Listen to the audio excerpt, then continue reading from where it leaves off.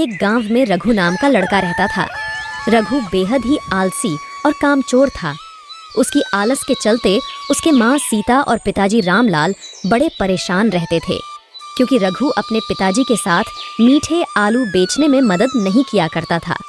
एक दिन रामलाल मीठे आलू बेच रहे थे तो उनके पास एक बुढ़ी अम्मा आई और कहने लगी, बेटा मैं बेहद भूखी हूँ, कुछ खाने को दे दो। रामलाल ने कहा, शर्मा कीजिए अम्मा, अभी तक बोनी नहीं हुई है, मेरे पास आपको देने लायक कुछ नहीं है।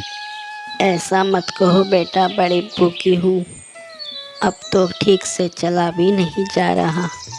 हो सके तो थोड़े से मीठे आलू दे दो, जिसे उबाल कर खाऊंगी तो जान में जान आएगी।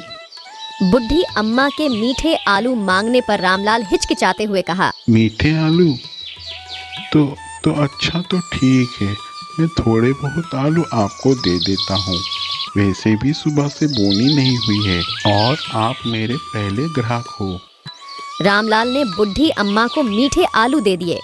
अम्मा ने कहा, तुम्हारा बहुत बहुत धन्यवाद बेटा, मेरे पास तुम्हें देने के लिए कुछ नहीं है, पर मेरे पास एक चीज़ है जो मैं तुम्हें दे सकती हूँ, जादुई आईना। इतना कहकर बुढ़ी अम्मा ने रामलाल को जादुई आईना दिया और कहा, बेटा ये एक जादुई आईना है, जिसके आगे जो भी खड़ा होगा उसकी परछाई इस आईने से बाहर निकल जाएगी, जो हूबहू उसकी जैसी होगी, पर उसका व्यवहार तुमसे बिल्कुल विपरीत होगा। वह परछाई हर वो काम करेगा जिसे करने के लिए तुम कहोगे। मैं बूढ़ी हो गई हूँ, अब यह आईना मेरे किसी काम का नहीं, इसलिए यह आईना मैं तुम्हें दे रही हूँ, रख लो।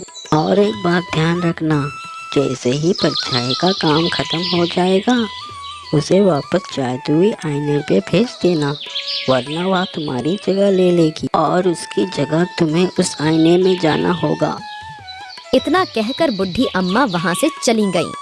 यह देख रामलाल ने हंसते हुए सोचने लगा, भूख लोगों से क्या क्या करवाती है, बेचारी बूढ़ी अम्मा भूखे पेट बहरा गई है।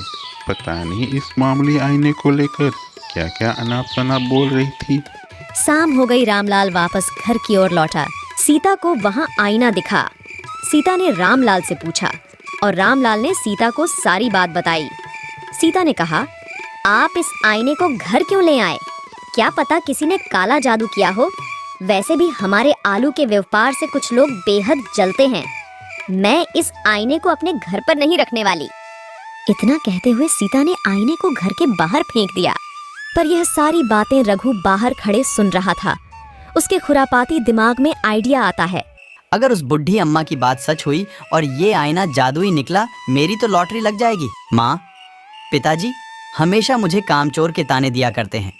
अब मेरा सारा काम मेरे परछाई से कराऊंगा और सारी सहानुभूति मुझे मिलेगी, मजा आ जाएगा।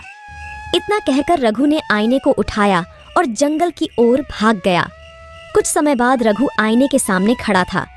जादुई आईना, मेरे परछाई को बाहर निकालो। इतना कहते ही आईने में से रघु की परछाई बाहर निकल आई, जिसे देख रघु खुशी से झूम उठा। परछाई ने रघु से पूछा, मैं आपकी कैसी मदद कर सकता हूँ? रघु ने कहा, तुम जाकर मेरे पिताजी की मदद करो, तब तक मैं यहाँ आराम कर लेता हूँ। परछाई घर की ओर चला गया और रघु पेड़ के नीचे सो गया। सुबह हो गई। रघु की आंख खुली। बेहद अच्छी नींद आई, मजा आ गया। पर मुझे यह समझ नहीं आ रहा है, मेरी परछाई अभी तक काम खत्म करके लौटा क्यों नहीं? तब रघु को एहसास हुआ कि वह आईने के अंदर है। रघु चीखता रहा, चिल्लाता रहा, पर उसकी सुनने वाला कोई नहीं था।